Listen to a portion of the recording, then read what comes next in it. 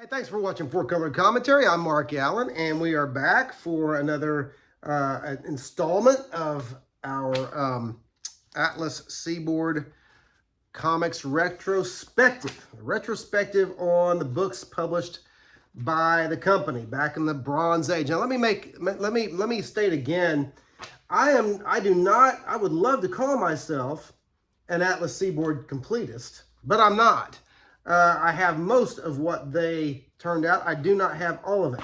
So I'm going to spend this time covering all of the series that I do have all of them. Of course, none of them published more than 4 issues, I don't believe. And then I'm trying to acquire the ones that I don't have along the way. And if I am successful in that, I'll be able to just keep on producing these right through to the end. I will not do reviews on all the magazines. Obviously, I'm not going to try to. Some of those can get the magazines. I've been stating all this time, and this part is true. The comics themselves are not going to break your bank. Some of the magazines can be a little more pricey and very difficult to find. There is a single issue of a romance magazine that was published by Atlas Seaboard that is very difficult to find. And I'm searching, always searching, and got feelers. I don't just, you know me, I like to find comics out in the wild.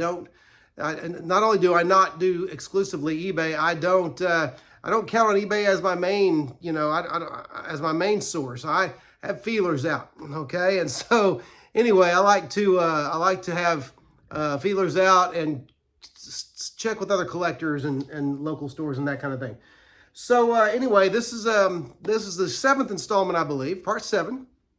And we're going to look at a comic that, quite honestly, as far as the Atlas Seaboard books, this one flew, well, it didn't fly under my radar, but I never paid it any mind. It didn't look like my type of book. It ends up that I really enjoyed it. And I think had they taken this one further, they could have done some really interesting things with this particular character. But let's get into it. This is the Grim Ghost. The Grim Ghost. There were 3 issues published. Wonderful artwork on this book, and that's one of the things that surprised me about this. That I knew there was nice artwork in it. I knew that Ernie Colon had done some really cool artwork, but in getting ready for this review, and as you know, I've been not just talking about the story, but I like to talk a little bit of history as well.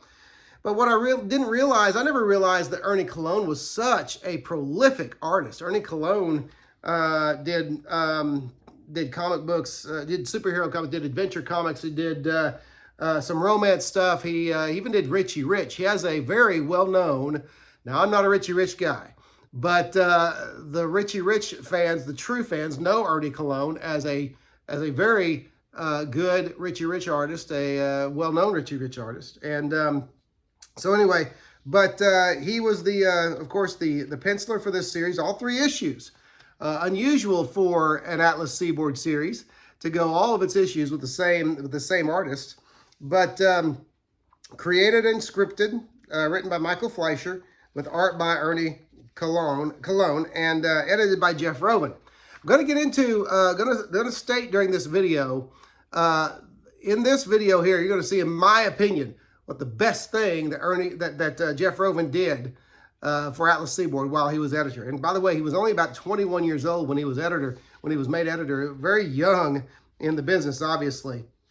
But and there are mixed feelings on if you read interviews by different people who worked at Atlas Seaboard, different mixed reviews or mixed feelings about how Jeff Roven did or what kind of job he did.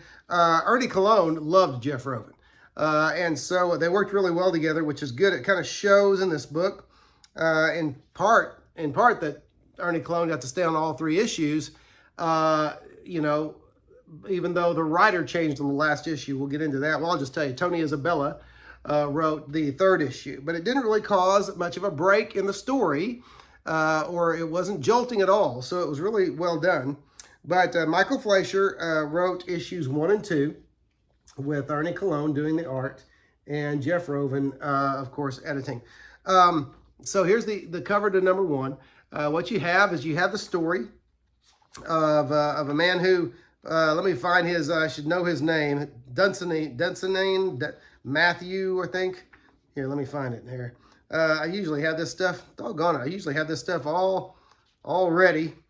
And his yeah, Dunsinane. His name escaped me there for a moment. I believe it's Matthew Dunsinane. But anyway, Mr. Dunsinane, we'll leave it at that.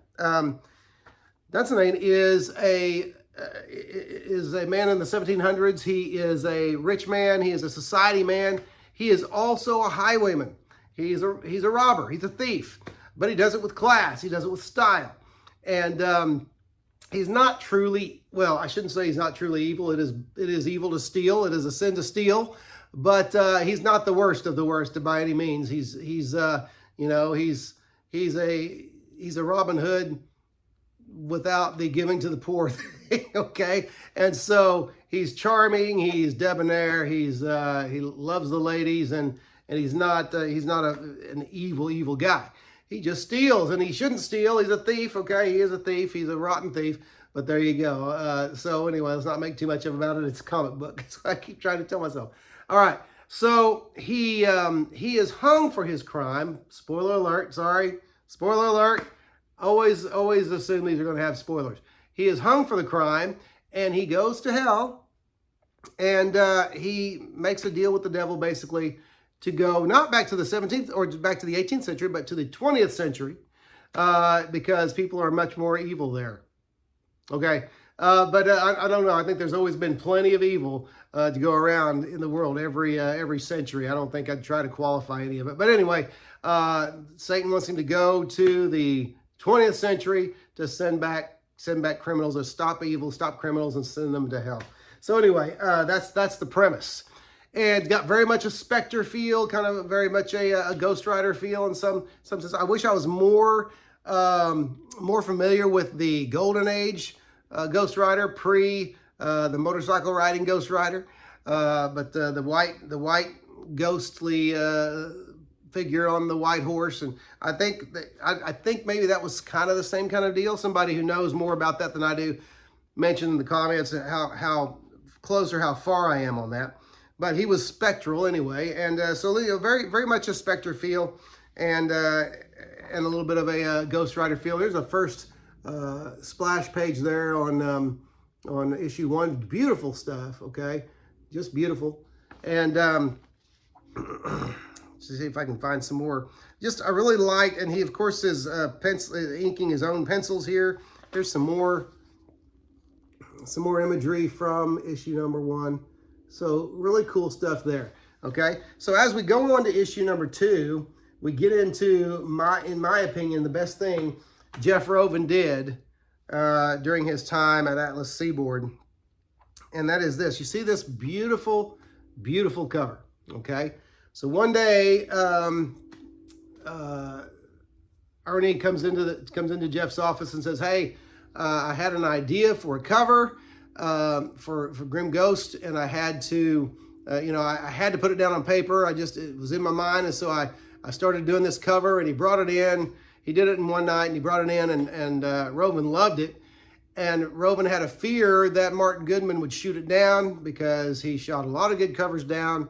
I had mentioned that Atlas Seaboard had a lot of great covers in their books. They did, but a lot of the best ones too ended up never being used. But so basically, Jeff Rovin snuck this to press behind Martin's back, and they wrote a story that just kind of fit with the cover because he liked the cover so much. He's like, we can come up with a story to fit that, and so anyway, that's the story. That's, to me, best thing Jeff Rovin did while at Atlas Seaboard was make sure this cover made it to print. Okay, and so anyway, great stuff there, and again, a lot of the same kind of art in this book. Really just fun stuff. Lots of cool imagery and creepy, kind of a creepy narrative, but also creepy feel, creepy atmosphere. Cologne did such a great job on this book. And this makes me think I would love to see Cologne. I would have loved to have seen Cologne. I'm sorry, he passed away several years ago, but I would have loved to have seen Cologne do a Spectre book. I don't know if he ever did. You guys out there know I'm not a big DC head. Let me know if Ernie Cologne ever did any Spectre work. Okay, so in the third issue, and again, this was just kind of a continuation of the theme. He's going after criminals and when he dispatches them, and has multiple ways of doing so, a pit opens up to hell, and they sink into the netherworld. Okay, and so very, very kind of creepy and cool stuff there. Okay, well, in the third issue, we meet a demon named Brimstone. Okay, and Brimstone is trying to mount a coup of hell and knock Satan off of his throne. There's the cover to number 3. Actually, not a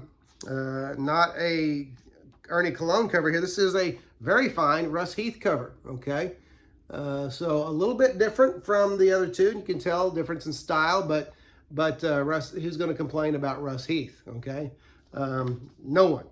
But you have the same great Ernie Cologne art inside. There's the opening splash page as Cologne as the Grim Ghost catches a mugging in the act, and not just any mugging, 2 big, strapping young men, mugging an old woman. And this is the first time that where his, I will note this, that with writer Tony Isabella here, there's a little more, I'll say righteousness appearing in the character of the Grim Ghost, because whereas before he just had kind of a swashbuckling attitude towards his job to send criminals to the netherworld. He was just kind of glad that he was not spending his time in hell, and he's able to live on the earth and do this. Here it opens, he's upset.